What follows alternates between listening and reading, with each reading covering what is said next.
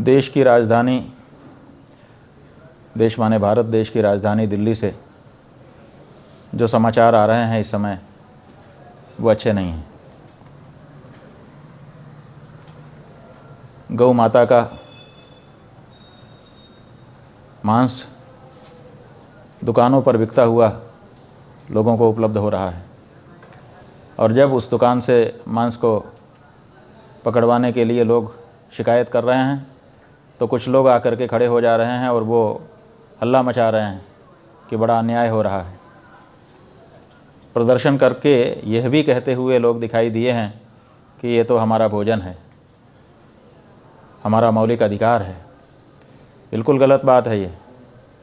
जिस वस्तु से आप ही के देश के किसी व्यक्ति का हृदय जुड़ा हुआ है, जो किसी की आस्था का केंद्र है, जिसके प्रति हमारे हृदय में श्रद्धा भरपूर भरी हुई है, उसको आप अपने भोजन की प्लेट का अंग नहीं बता सकते हैं। अभिव्यक्ति की आज़ादी का मतलब ये नहीं है कि आप किसी को गाली दो।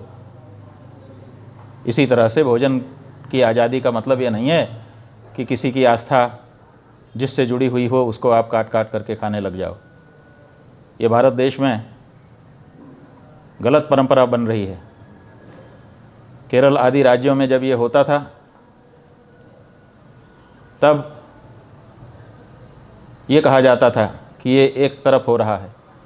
अब तो दिल्ली के केंद्र में ये सब दिखाई देने लगा और वहाँ पर दिल्ली के केंद्र में बैठ कर के लोग गौ मांस के भक्षण का समर्थन करने के लिए उत्सुक दिखाई दे रहे हैं। जब ये वामपंथी अपनी विचारधारा को इस तरह से सार्वजनिक रूप से प्रकट करने के लिए सामने आ सकते हैं तो दक्षिणपंथी गौ माता के भक्त, गौ माता के प्रति श्रद्धा और आस्था रखने वाले लोग क्यों चुप बैठे हुए हैं? उन्हें भी आगे आना चाहिए और आगे आकर के उन्हें भी बताना चाहिए कि हम अपनी माता को बोटी बोटी काटा जाता हुआ देखने के लिए अब तैयार नहीं हैं। भोजन की आज़ादी का मतलब यह नहीं है कि हमारे हृदय में जिसके प्रति श्रद्धा है उसको काट काट करके आप हमारे सामने खाने लगो। ये नहीं हो सकता है।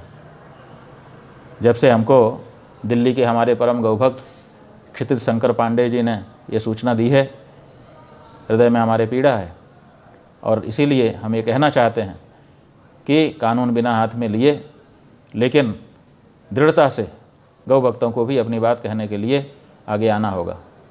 जहाँ तक हमने सुना है, कल दोपहर माने रविवार की दोपहर दिल्ली में गौ भक्तों का भी प्रदर्शन है।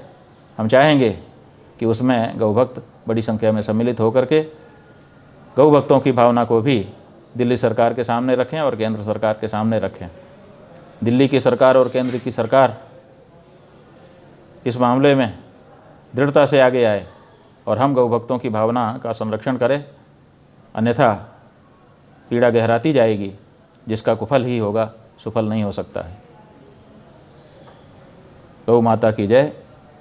गौ हत्या बंद हो और गौ हत्यारों को कड़ी सजा मिले। नारायण।